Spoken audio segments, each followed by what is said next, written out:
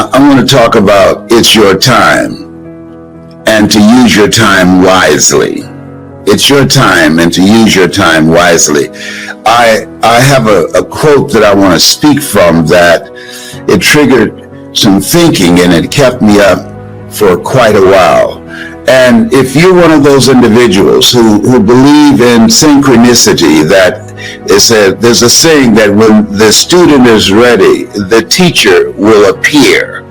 And one of the exciting things about what I do now, you learn, you earn, you pass it on, that I'm training other speakers. I've been speaking for a very long time, 52 years. And I love it.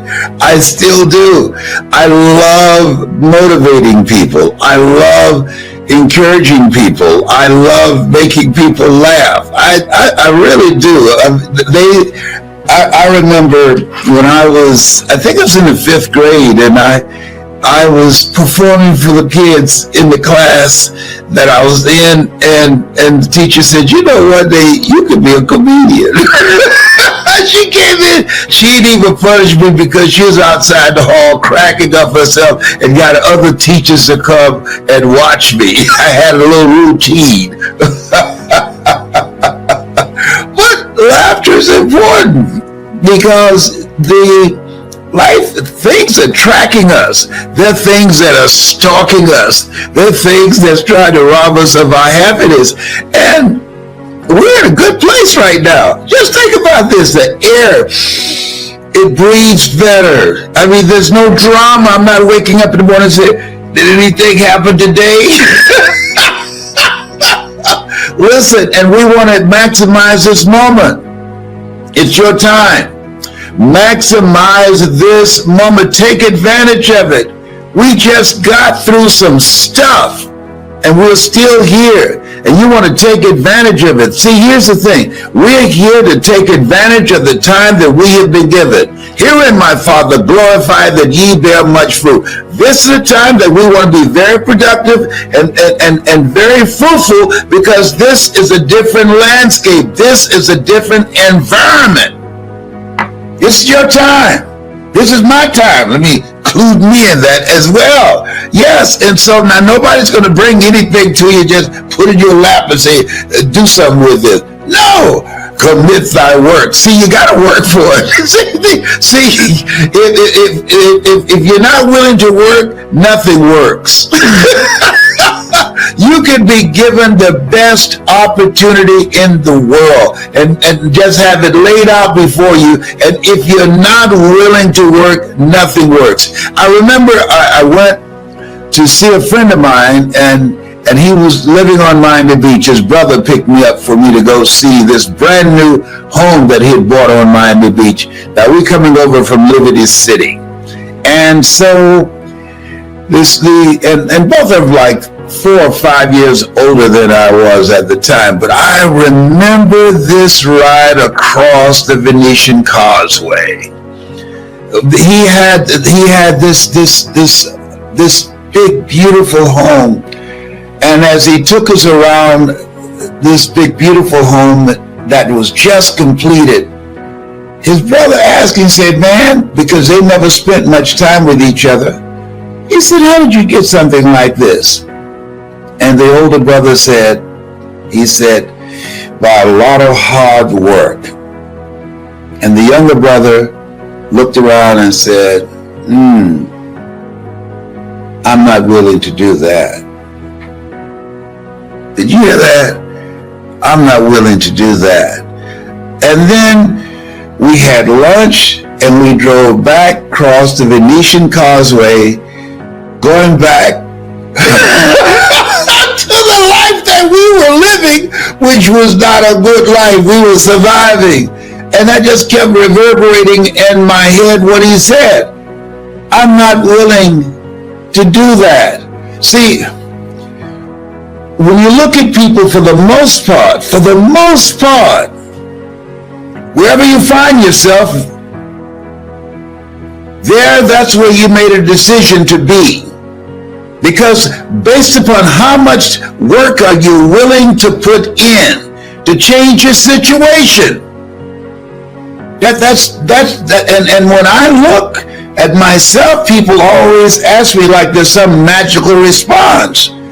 How did you go from just coming from Liberty City and over town here in Miami and selected to be the Golden Gavel Award from Toastmasters or the CPAE Award, the highest award from the National Speakers Association, or selected one of the top 5 speakers in the world? I was willing to work.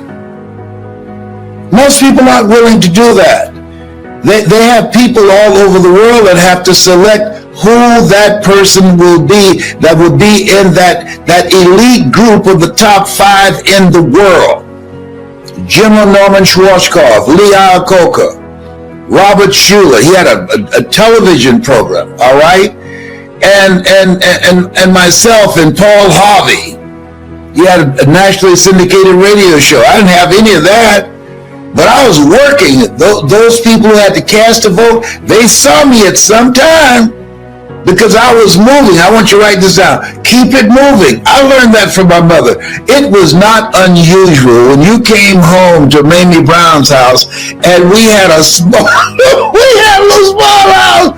It was not unusual that the furniture would be reconfigured. And I wondered, how did Mama do that with such limited space? How was one thing, but why? She was always changing things up.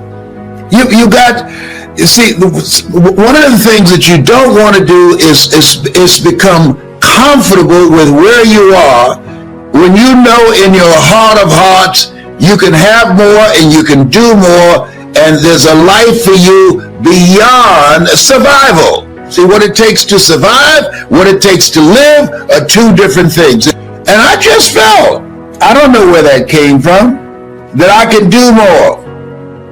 Here's what I did know, that where I was, that didn't work for me. That did not work for me. And I'm astonished when I go back to Miami and I see some of the same people in the same place. I'm astonished. Yes. So you got to keep it moving. Mamie Brown was always keeping it moving. I got to tell you this. I was traveling and I was doing a tour for Sprint, I think it was. I came home, I came to the door, and to my right, there was a window. Did you hear me? There was a window. There was some demolition of some houses in that area, and my mother got somebody to go drag a window that had been taken out of a house and put it in our living room. So I asked, I said, Mama, what is it, Leslie? Why is this big window? Why is this window here? You say you're going to buy me a home, right? Yes, ma'am. Well, I didn't know if you're going to build it or just buy it while it's already been built. In case you decide to build it, you don't have to buy all windows for it. I got one window here. There's another house that's been demolished down the street, and I'm going to send Mr. Shorty down there to get that. I said, no, don't do that. Don't do that. Let me tell you something. That put a fire under me. I got that house quick, fast, in a hurry, immediately, if not sooner, yesterday. Really got a window, and every time I passed that window, it jarred me. She said, don't you touch it. Yes, ma'am. Mama Mamie Brown said, don't touch it. Don't touch it, all right? And so keep it moving. We're here to work, commit thy works, plural. Keep it moving. And if you're going in the wrong direction, you'll discover. But keep it moving. This is no place to stand still. This is an incredible opening here. And all good times have an expiration date, just like the bad times. But keep it moving. And then when you are going through some stuff during the challenging times in your life, if you keep it moving, you'll get out faster. I'm telling you, if you keep it moving, you'll get blessings out of nowhere. Listen to me, out of nowhere. Activity, working, doing the best you can. It activates your angels to give you blessings that you did not even know. I got a phone call the other day, and it was a jaw dropper. I said, count me in, and it just came out of nowhere. But it was because of the work that I've been doing. This man said, I've been listening to you for a long time. I've been going through some stuff for years, and I heard you, and you brought me out, and I want to do something special for you. I want to bless you. I'm saying to you, you have the opportunity to be a blessing to somebody. I'm thinking about the fact that each day that we wake up, as Orrin Hudson would say, it's the best day of your life. You get up with that kind of mindset. I'm encouraging you to do that. Today, when somebody asks you, hey, child, how you doing? It's the best day of my life. Is that right? What, you caught the lottery? No, it's the best day of my life. I'm telling you. Yes, it is. What makes it the best day of your life? The fact that I'm here. You don't believe it's the best day? Try missing one. Yes, see, you want to focus, have your mindset on your goal. I had my mindset, I was going to buy my mother a home. I had my mindset, I'm going to make it happen no matter what. I had my mindset looking for a way to generate the money to get to that next level, to get beyond where we were in Liberty City.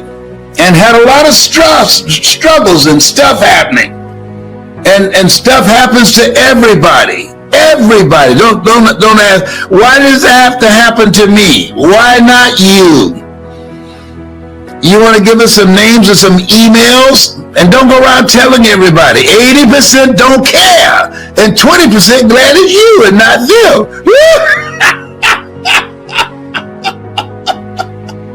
Yes. Oh, yes. Listen, you're God's favorite child. If not, you'll be taking a dirt nap. We are chosen to be here at this point in time, and this is our time. We just survived some incredible drama, and we're still standing. Therefore, take unto you the whole armor of God, that ye may be able to withstand in the evil day, that having done all to stand. So what does it take? What does that armor look like? Write this down. Initiative. Take the initiative to create something different for yourself, and for your family, and for your future, and for your legacy. Take the initiative to create something that you don't have right now. Yeah, initiative. See, most people not talk about initiative. Here's something else that part of that armor is. Ambition. That just the unwillingness to settle. There was Bill Withers. He had a song years ago. Use me, baby. Use me up. You want life to use you up. Most people, they take their talents, their abilities, their art, and all of their stuff to the grave with them. You don't know what's stalking you. You don't know what life is going to throw at you. Some of that stuff is going to land. It's a part of the process. Life is difficult. I wish I can tell you that it's if you just tithe and go to church or the synagogue or wherever you go for your spiritual fulfillment, that nothing's going to happen to you. Well, stuff's going to happen. But I can say this to you: if you're anchored properly, it will not prosper against you. All right, you will be able to brush it out of the way and keep moving. So taking the initiative to create something else, using your mind, being actively engaged in life. Here's something else. As you look at yourself, look at your goals, keep moving and keep learning. Keep moving and keep learning. This is a brand new place. This is a brand new landscape. It's a brand new world. And in a brand new world, you need some brand new tools to navigate it. The tools that we use in the 2020 era, that won't cut it. The tools that we used before the coronavirus, that won't cut it. And now they got a mutation that says it spreads easier and is more lethal. Wait a minute. Now we got to be mindful. Not frightened, but mindful. And say, how is it I need to conduct myself so that I don't make some irresponsible decisions that can take me out? I got to be mindful of the air that I breathe. And so you say, oh, that's just too bothersome. Oh, okay, good. Can I get some life insurance on you? Let me tell you, you got to deal with what is. I'm tired of this corona thing. Did you hear me? I'm tired. I'm sick. No. I'm not going to say I'm sick and tired. I'm tired of it. It's gotten on my last nerve. All right? But I can deal with it. I'm not willing to be so tired and irritated that I won't wear a mask. Oh, 2 masks. He's saying it's better to wear 2 masks now? No, I'm not doing that. No. Oh, is that right? Well, can I just please, when you go, you don't want everybody to be crying. Make my day. Can I get a policy on you? Just sign right here. Because I'm going to do it. I got my little Mickey Mouse mask. And I got another one with Minnie Mouse. Tyrone! If they say you need to wear 12 masks so that you don't end up on a ventilator in a hospital, you got to wear 12 masks. So as we are trying to decide who's going to get medical care, eeny, meeny, miny, mo. No. Homie ain't doing that. No. I'm wearing, they said 2 masks. I'm wearing 3, and I got a shield.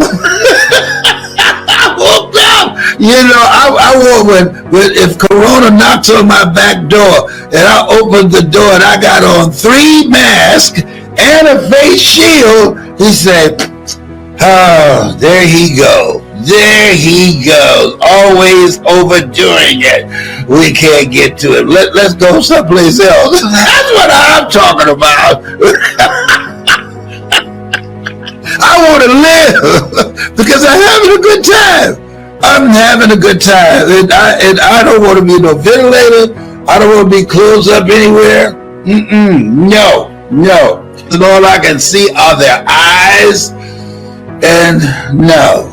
That does not sound like a good time for me. No. So this is why I enjoy making money from home. This is the people are sleeping on this. Don't sleep this. When you can make money from home, people say, how can you laugh so much? I wish you could see my phone. When you can make money from home, virtually speak, and don't have to get on a plane and looking at the person next to you. And when lunchtime comes, they got to take their mask off to eat. And you looking at her and turn your head the other way. Don't look this way as you are chewing. Somebody say, what is he talking about? Yes.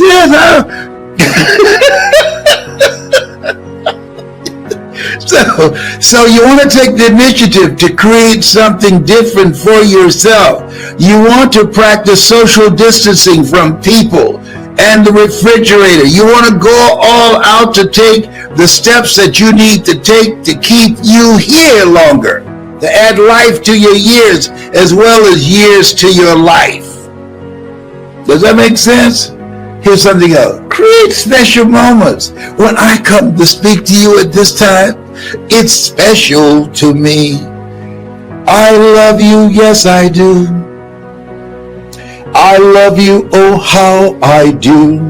I love you, yes I do. I love you, oh how I do. been taking lessons. I'm coming for you. Oh, behave. What a voice. He sounds so much like Nat King Cole. Oh, that's another ticket. You can't handle that.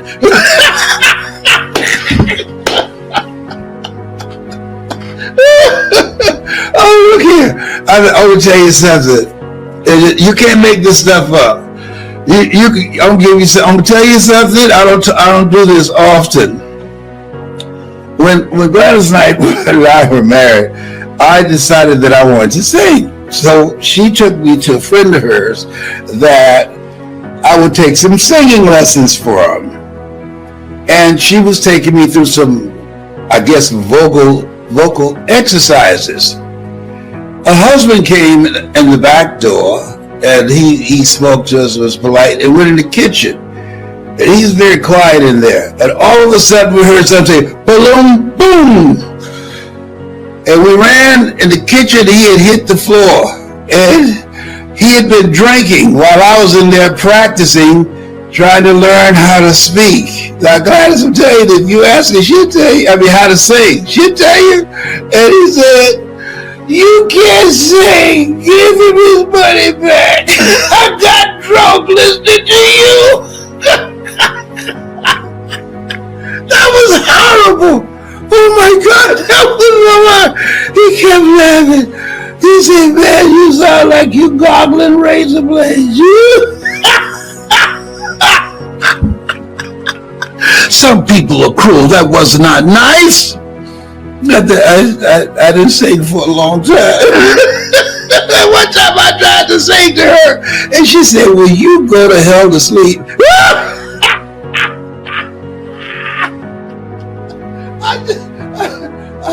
I thought she would say, "Well, there's a voice in there somewhere." No, she wouldn't lie.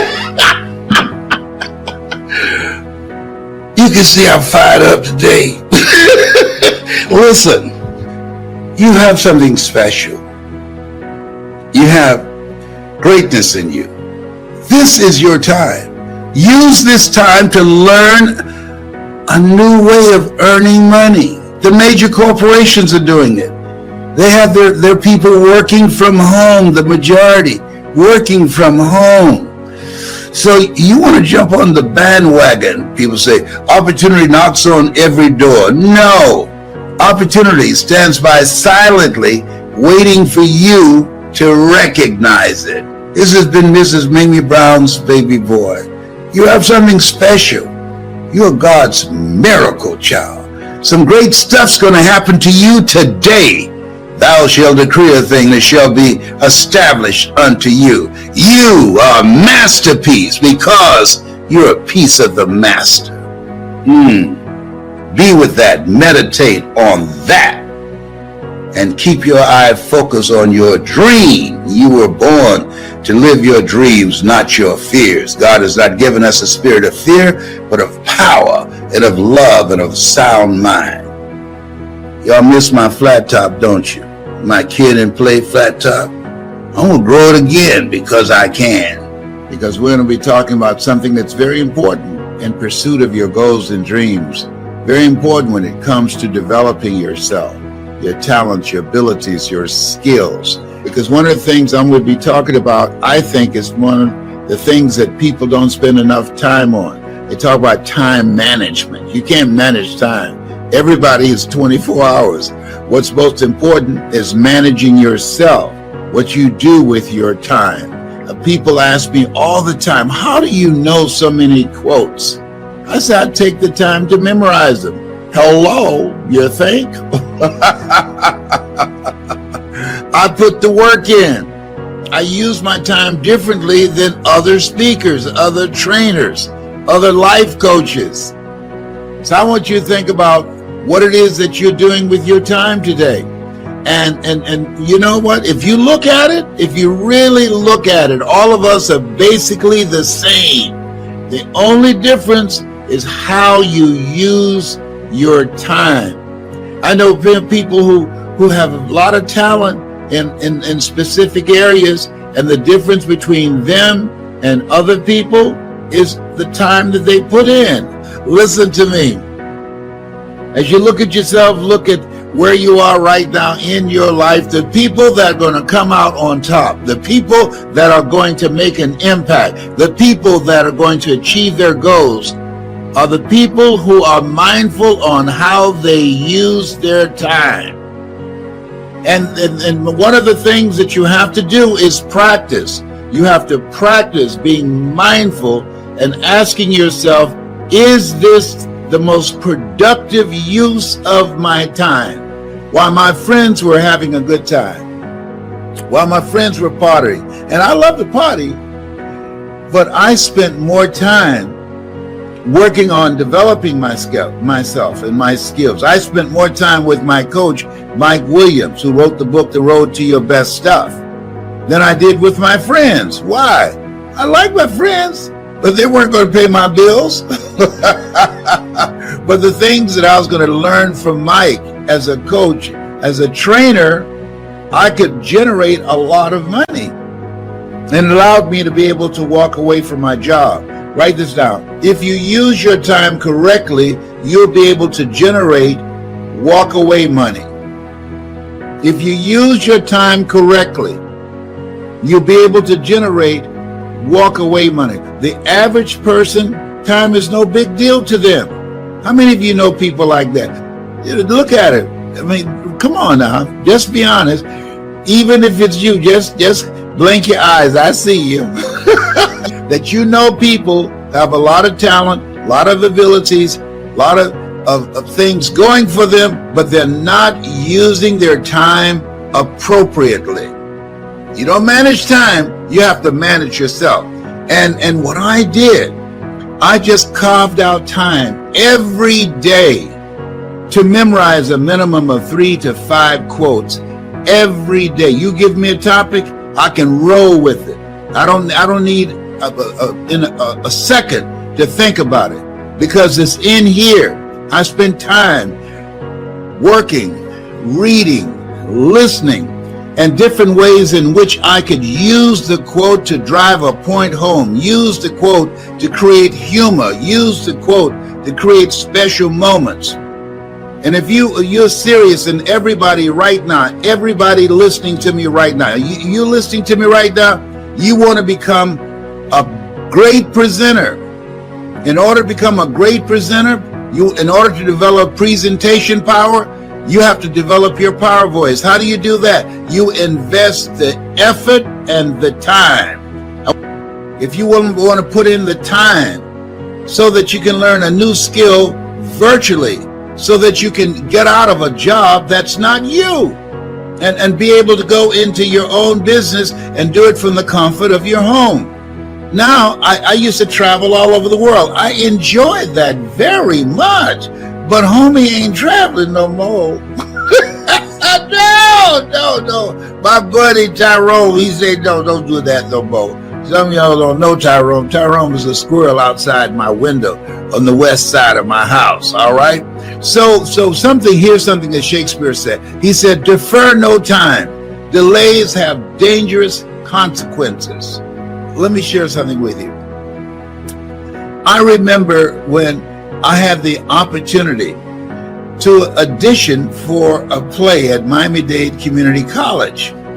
Mrs. Werner was the director there, and I didn't show up on time. Somebody else got the role.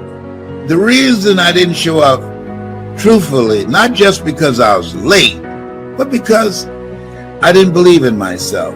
I said, well, something else will come up and I'll be able to get that role. Nothing else came up, and that was it. And so we've all had experiences. I want you to think about it. Something you put off, and it cost you. It cost you. The guy was talking to me about becoming a part of my speaker training program. And I said, okay, I got a slot that's available now. So he said, I'll call you tomorrow. He didn't call. And so he saw me about 2 weeks later and said, hey, can I sign up now? Because one of my graduates told him how good it was for them. And I said, no. He said, why not? I said, you have to take advantage of the opportunity and the lifetime of the opportunity. I said, I don't have any openings for you now. But at some time, maybe 3 months, 4 months from now, that slot might be available again when somebody graduates. You have to take advantage of an opportunity and the lifetime of the opportunity. Is there something that you want to do? Some goal that you want to achieve? Something that's important to you? Some place that you want to go? Something that's important that as you look at it and think about it and said, I'd like to do this. One day I'm gonna. No. You don't know. You don't know. Don't operate with it. One day I'm gonna. I remember being with my best friend, Boo. He's since passed. And we were in Nassau, Bahamas. And I said, you know what, Boo? I said, this is the first time you and I, we've been traveling all over the world. This is the first time that we have time that we can spend here in Nassau, and you can find relatives that you haven't talked to in years. He said, oh, I got to get back to the States because I've got to cook. There's a special event for the church. I said, hey, guess what, Boo? They can get another cook. This is enough time in advance, a week in advance. Make a call, tell them that you will not be there because you are on vacation, and we've never taken the time to spend this time together just having fun. We traveled when I was speaking, and we went from city to city. My cousin Boo and I were in Nassau, and we traveled, and I would speak, and Boo always went with me. And so, but we wanted to have some time special together where I would go to a beautiful place and I didn't have to speak. And so I said, this is a place, let's do it here. Let's spend 3 weeks to a month here. Find relatives of yours that live here in Nassau and Bimini. And we can just chill out. And he said, I can't. I said, why not? He said, because I have to cook for an event that's taking place at the church. I said, you have enough time in advance. Call them and let them know. He said, there is nobody else. I said, listen to me.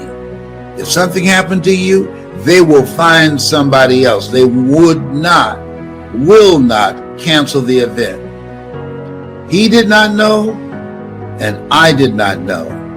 When he said, I can't do it, he did not know that he would not be able to do it for the church, to cook for the church. He died a few days after we got back, and they got another cook. They got another cook. Sometimes we think that we're irreplaceable. We're not. Somebody's waiting. When you have a goal, a dream, or something that you want to do, if you don't do it, somebody else will step in. Trust me, nobody's irreplaceable. Somebody will step in like they stepped in for my cousin Boo, and they cooked. And that's all I was thinking about as I sat there in the front row looking at him in the casket, because he always gave of himself, but we never took time to give to ourselves. And so that moment that we had was the last that we had the opportunity to spend 3 weeks together without my speaking. We never did. There's a quote. Miles Davis says, time is not the main thing. Time is the only thing. And he's absolutely right. So I want to ask you, how are you spending your time? How much are you putting in and focusing on the things that bring you joy, the things that make you smile, the things that make you feel good and laugh? How much time and energy are you focused on spending time with people that you love?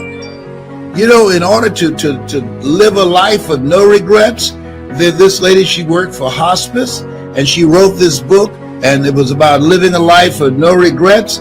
And she said people who were dying, that what they regretted was not things dealing with how much money they made in their business, but how little time they spent with people that meant a lot to them. That if they had their lives to live over again, they would spend their time with certain people. At the end of my conversation with you, I'm encouraging you to make a list of some people that you need to deepen your relationship, or somebody that you need to write a letter to and say, hey, I love you, and I just want to thank you for what you've meant to me. I didn't say text them. No, that's impersonal. No, just people don't get letters anymore. I used to remember you would go to the drugstore, you get a little tablet, you get your pens and everything, you would text, all right? No, when you write a letter, that's personal. You take the time to do that. I sent out some letters to some friends the other day, and they called me and say, hey, thank you very much. That meant a lot to me, because I put the time in to do it, to think about it. And I just get a card saying all the words that I wanted to say. I said it in my own voice. So I'm encouraging you, one, think about some people who you care about and who care about you, and it meant something to you at some point in time, and you would just like to do something kind by writing them a letter, by taking the time to let them know that you were thinking about them. How are you using your time? If there's something that you want to do in your life that you've been thinking about for a long time, carve out the time to do it. Stop putting it off. There's another quote, and I love quotes, huh? You know I love them. Here's what I love. And this one says, sometimes you never know the value of a moment until it becomes a memory. Sometimes you don't know the value of a moment until it becomes a memory. I was talking to two friends of mine, and they knew Dr. Howard Thurman when they were younger. Now, some of you know Dr. Howard Thurman. Most people don't. He was a mentor to Dr. Martin Luther King Jr. I was so blown away. I said, you knew Dr. Howard Thurman? Yes. And I have these CDs that I was listening to that they gifted me. And I said, what was he like? And you know what they said? Well, he was a nice guy. He was thoughtful. He was quiet. You could tell he was a deep thinker. I said, well, did you ask him things and just try and pull out some ideas, concepts, or thoughts that he might have? He said, no. We didn't know he was all of that. Dr. Howard Thurman, come in, sir. The centering moment. Deep is the hunger. The two primary questions that one should ask oneself in life. Number one, where am I going? Number two, who's going with me? And if you ever ask those questions in the wrong order, you'll be in serious trouble. Oh, he was a bad brother. They said, we didn't know he was all that. Oh my goodness. I've had some moments with people that I did not know they were all that. And I blew it. That had I known who they were, I would have maximized that memory. I'd have gotten more out of our meeting. If you agree with me, I want you to put yes in the comment section. If you've ever had some moments with somebody and you really didn't take advantage of it, it was no big deal to you at that time, and then one day you realize, wait a minute, I didn't use my time wisely with that person.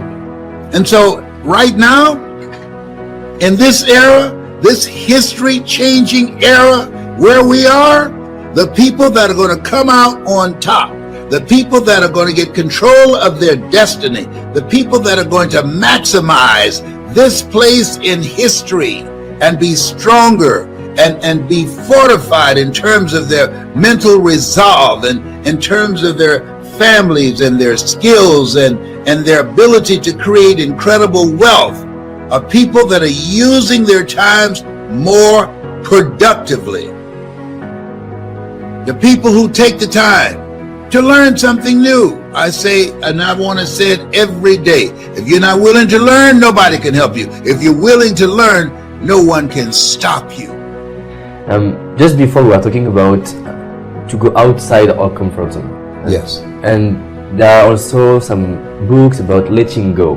How do we know when we have to let go or be perseverant or committed or persistent? It's my own difficulty. I'm very persistent, but sometimes maybe too much, I don't know.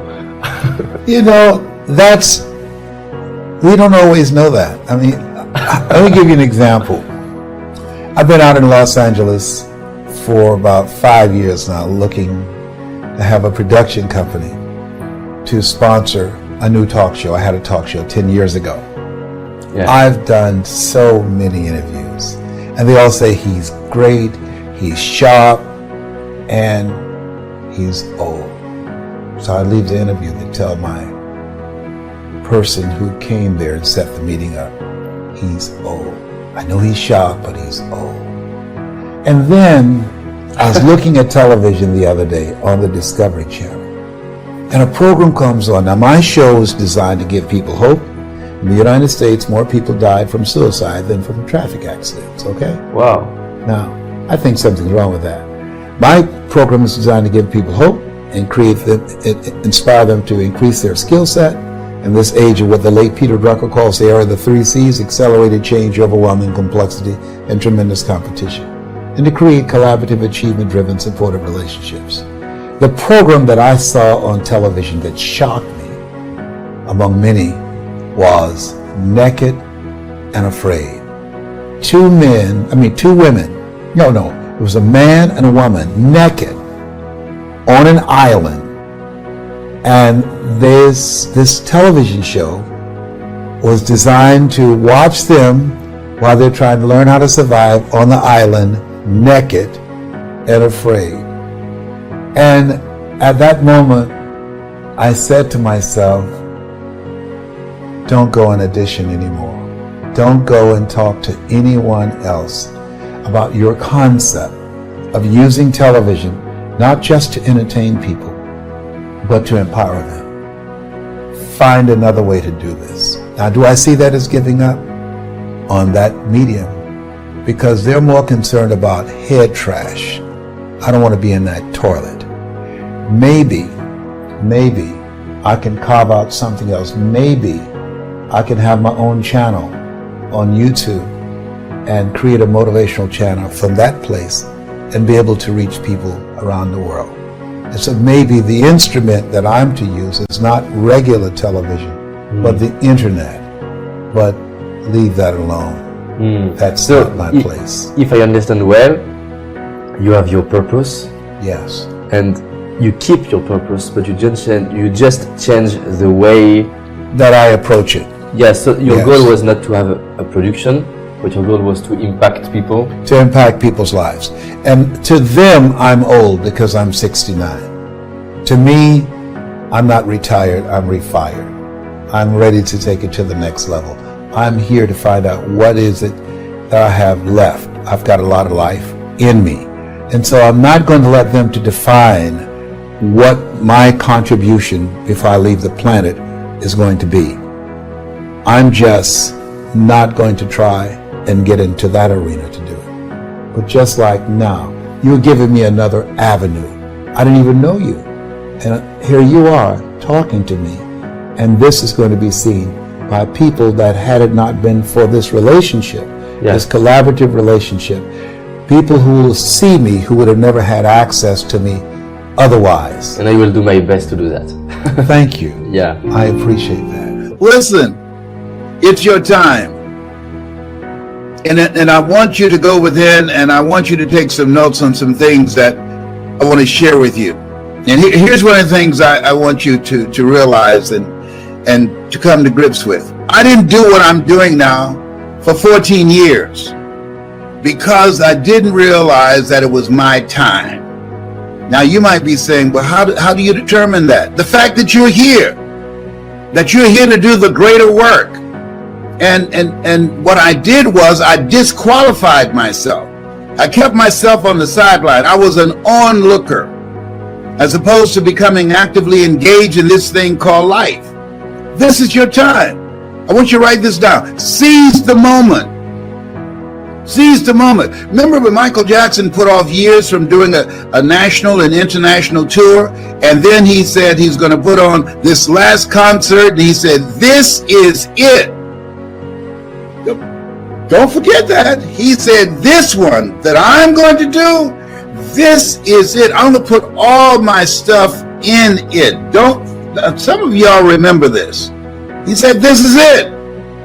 He didn't realize that life is so uncertain. He didn't realize it's so unpredictable. He did not realize that there are no guarantees. Here's a quote I want you to think about.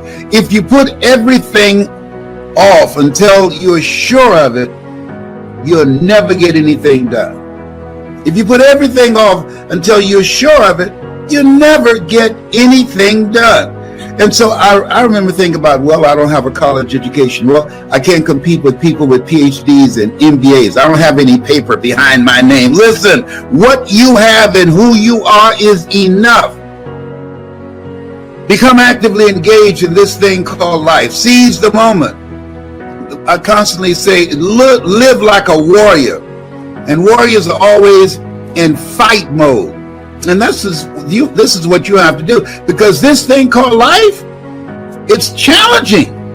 You got to fight for peace of mind. You got to fight to stay away from the refrigerator. You got to fight to stay away from toxic, negative, energy draining people. You've got to fight to stay focused. You've got to fight to put all your efforts and energy into things that's productive, that's positive, and purposeful.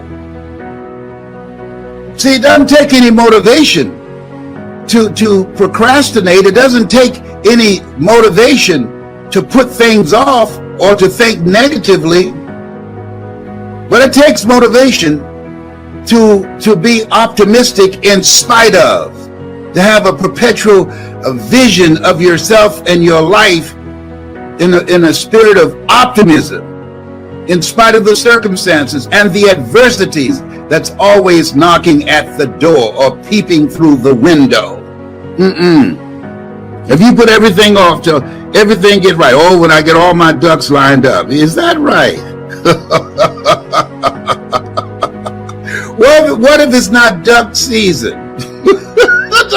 When I get all my ducks lined up, when Peter stopped robbing, one of those things my mother used to say, robbing Peter to pay Paul. That's what Mama used to say. Robbing Peter to pay Paul. How did she come up with that one? Listen, if there's anything that we know now, just with the coronavirus alone, do what you're going to do and do it now with a sense of urgency. And here's something else that I want you to look at, and that things that I know. I'm 75, and so I know a thing or two. And I remind you of that because I'm finding so many of my classmates, the only time that I get calls from them is when someone dies. Now, guess what happens when somebody who's handling the roster for class reunions and activities of people that we graduated with? You know what happens when you get calls to that effect or get a text? You're thinking, am I next?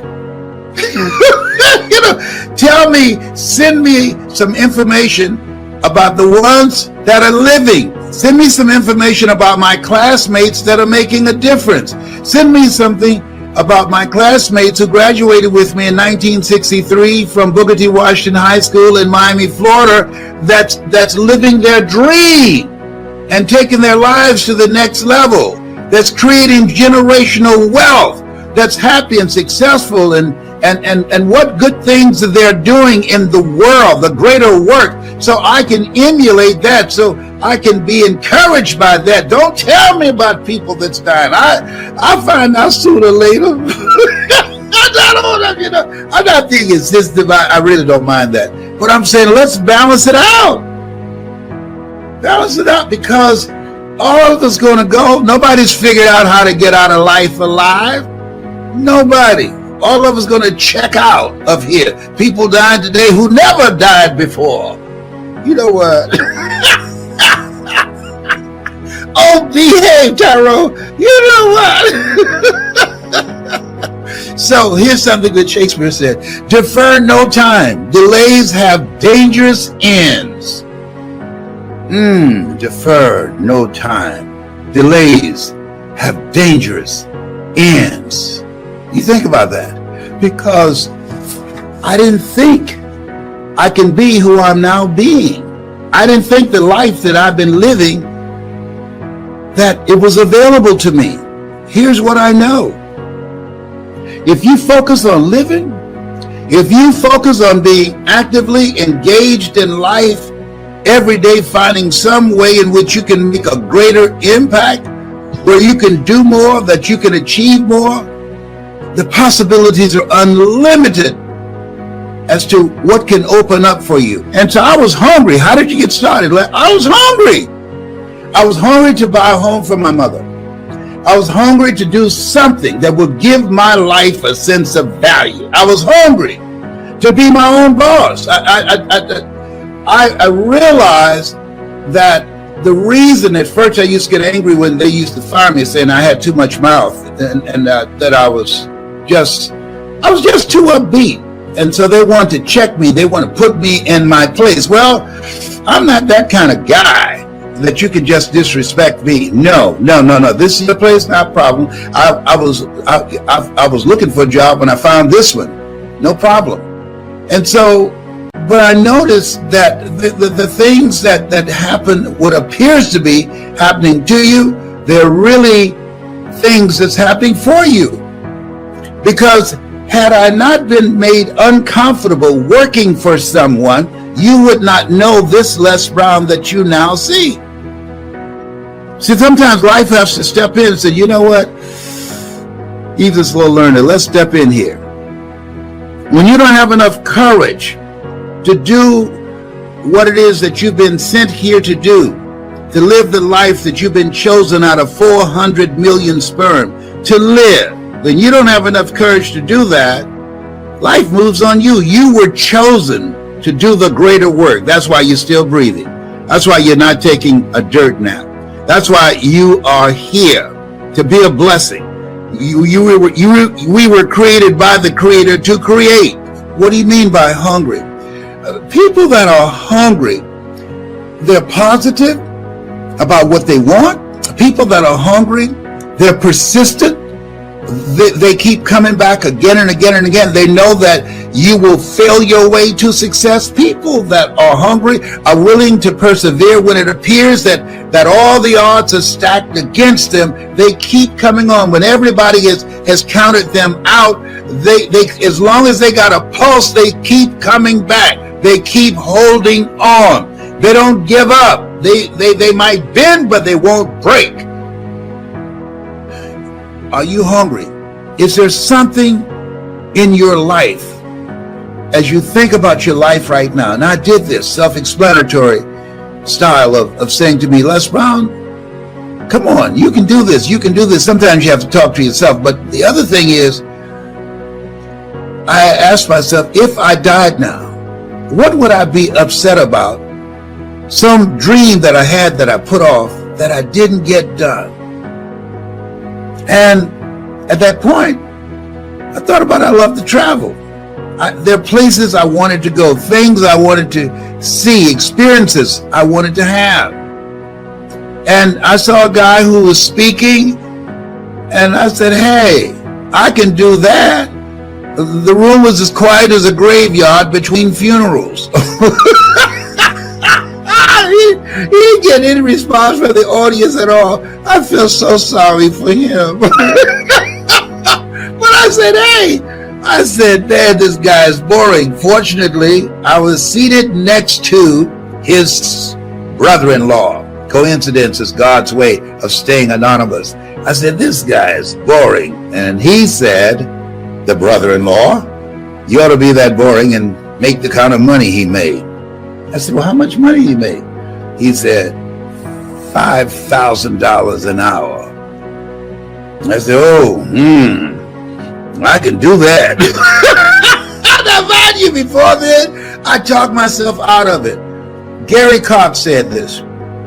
When there's an argument between your mind and your heart, follow your heart. Where your heart is, there your treasure is also. Follow your heart. Most of us have a mind-driven life, you know, and what do you mean by there's eyesight and there's mind sight? See, the mind, that's where your imagination resides. See, when you have eyesight, you just judge according to appearances, but mind sight, you look beyond the appearances and you create a vision in your mind of things already accomplished, because all dreams happen twice. First in the mind and then in the without. Okay? So I want you to, especially now, with this coronavirus thing, especially now, with all the other stuff and drama that's going on every day in the world, nationally, globally, and locally, especially now, you might be breathing the wrong air seated next to someone, or walking and somebody walked past you and you don't know what's going on with them. I got on an elevator at Emory University, and they only allow 4 people on the elevator, and this guy had his mask on, I had mine on, and then nobody there but he and I, and then he took his mask off to sneeze. Let me tell you something up in here. I was about to lose my mind with him. I'm about to say, I was looking at him, you about to make me lose my mind up in here, up in here. I know if he could have jumped out of the elevator, he'd have left there soon. The look I gave him, if you don't put that mask back on, I gave him that Mamie Brown look. You know, my mama used to say, you know what? Y'all better not make me come back there. No, ma'am, mama, please don't come back. We would bring out the King Kong. One of the things I'm doing, this is the beginning of the year, and I want you to listen to me closely. You can't make it by yourself today. There's so many things that's happening, so many things that's changing. And as you look at where things are right now, let me say something that the news won't tell you. All right, listen to me. God's in, he's in all of this. God is in this mix up in here. Do you hear me? He's all over this stuff. They ain't talking about that. They should have breaking news. God has interrupted all this mess that's going on up in here. Breaking news. He's still on the throne. Breaking news. All things work together for good for those who love God and for those who are called according to his purpose. That's the breaking news. There will be no commercial breaks. Just this information. All things. Did you say something? No. All things. Come on. Now, are you really all things? All things work together for those who love God and for those who are called according to his purpose. That's some good news up in here. They don't know. If it leads, if it bleeds, it leads. See, if somebody's got to die, got to be an accident, something ugly got to happen to make the news. But the real good news is that all things work together for good for those who love God according to his purpose. Well, what about my adverse circumstances right now? Trust me, it's going to work out. Well, what about the fact that I'm about to be foreclosed? Trust me, it's going to work out. What about the fact I'm facing eviction? What about the fact that I've lost my job? Trust me, trust him. It's going to work out. This is not the end. It's just the beginning of a new chapter in your life. It's a new chapter. And as you believe, as you keep the faith, baby. Adam Clayton Powell knew what he's talking about. Keep the faith. Oh, we've gone through some stuff before. Keep the faith, baby. Oh no, see, in this place where we are, it's easy to have faith when you got money, you got your health, and things are working out fine for you. Oh, it's so fine. You can easily say, oh, just think positive and be enthusiastic and everything will work out all right. No. You're going to get some whippings in this thing called life. You have to keep the faith. Because this stuff is cyclic. Sometimes you're up, sometimes you're down. Sometimes things go well, sometimes they don't go so well. And no guts, no glory. It takes guts to continue to believe, to trust, to stand strong, to stand up inside yourself. It takes guts to do that, to come back again and again and again. It takes guts to look at things that you put all your effort and all your money and all your energy into, and then you have life interrupt you and you lose everything except your life. People say, I lost everything. I want to just tap on the television and say, no. You didn't lose everything. No. You have life. You're still here. You're still breathing. You still got a pulse. And who you are behind your eyes is still here. And that force, that energy, that presence behind your eyes can produce what it is that you've lost. 8 out of 10 millionaires have been bankrupt. You're not a loser. Things just did not happen the way you wanted them to happen. You're a winner. You were born to win. You came here winning. So whatever you want to do it now. And if you're going through some stuff right now, keep it moving, baby. Keep it moving. No. I'm depressed right now. No, you don't have the luxury of being depressed. Keep it moving. Use your mind to be creative. And look for a way to get out of the situation where you are. You will work your way back to where you were and beyond there. Therefore, take unto you the whole armor. Yes. Commit thy works unto the Lord, and thy thoughts shall be established. In all thy ways acknowledge him, and he shall direct thy path. You've been given authority and dominion over everything on the face of the earth. Those are not just words that were printed on a page. Those are words that to become actualized in your life. And I'm putting together groups, mastermind groups of greatness. People see, in order to make it, the 3 things that's major right now. Number 1, working on your mind. So when you go to hungrytospeak.com, you're going to get some things that you listen to called Choosing Your Future, that as you listen to this message over and over and over again, it's going to change your life overnight. There are people listening to me right now. I want you to put on the screen what difference those messages have made in your life. Put them up there so people can see them. Put them up there right now. Do it right now. If you heard Choosing Your Future, it's possible. It's necessary. It's you. It's hard. It's worth it. It's done. Stick a fork in it. It's done. Yes, stick a fork in it. There's some people can tell you, that will tell you. Do you see anything yet, Mike? John Leslie? Yeah. They're putting it up there? Yeah. Let me tell you something. It will make you get your hustle on. Let me tell you something. Don't listen to it at night. You won't be able to go to sleep. You'll be so motivated to be talking in your sleep. Listen, and it said lessons on fire. Thank you. Who said that? Kent. Hey, Kent. Hey, brother Kent. Hiya. All right, Kent. Oh man, listen to me. Because you survived. Do you know who you are? Do you know who you are? You made it out of 2020. Whoa! Don't miss that. Don't miss that. A lot of folk didn't make it.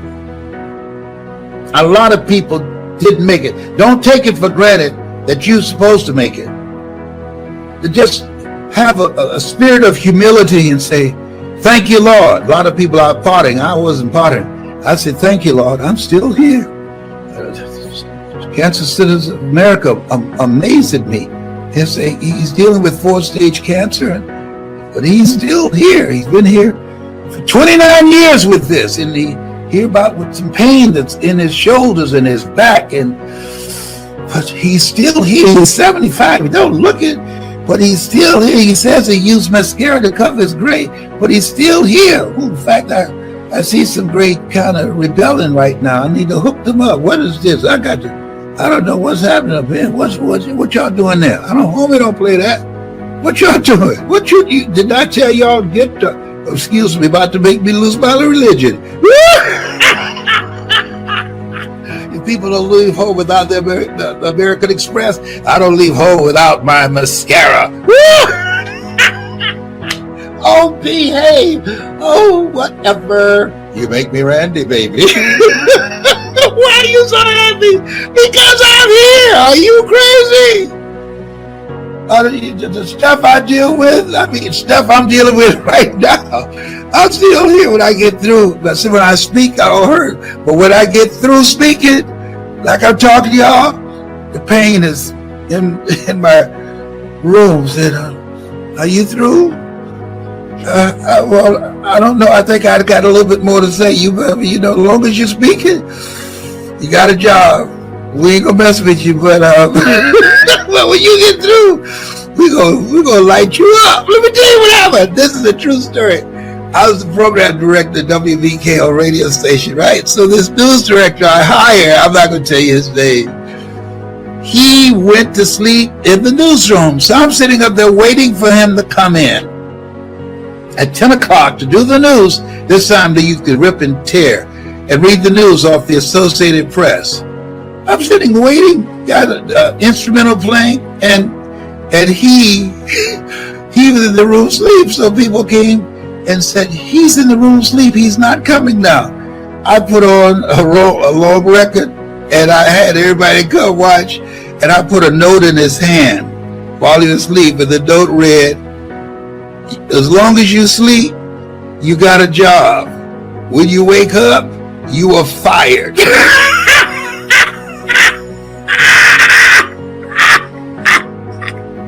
So everybody was watching through the window to see what he's going to do when he woke up.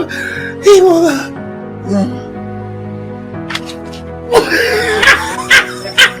Do you know he slept another hour and a half?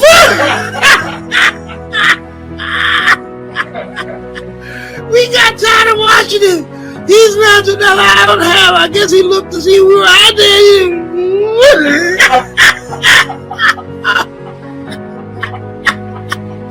You never heard that one, huh, John Leslie? That's a true story. That's a true story. I said, as long as you sleep, you got a job. Don't wake up. Okay. But listen, what does it take to make it now, Les? Mental resolve, all right? Next thing is, you have to upgrade your skill set. And we teach you how to do that, how to make money in a variety of ways. The other thing is, and I cannot emphasize this enough, getting around the right people.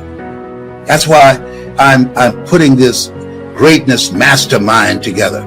Being around the right people. Sometimes it's not what you know, it's who you know and what they know about you, and being able to have the ability to communicate with people behind doors that you want to get into, and have relationships with people that's on the path of where you are going. Being around the right people, that's major. Do you hear me? That's major. Don't downplay that. Don't try and do this stuff solo by yourself, because it's too many people that's working against you and don't want to see you make it. If there's nothing else we know, 1 out of every 2 people you know that you see every day, they got it out for you. And me too. Why? It's just that way. That's what it is. But we will find a way to win together. All things work together for good. For those, not just one person, for those where 2 or 3 are gathered. Ooh, I will be among you. Whoa, we're not by ourselves? No. Absolutely not. Oh no. That's some good news.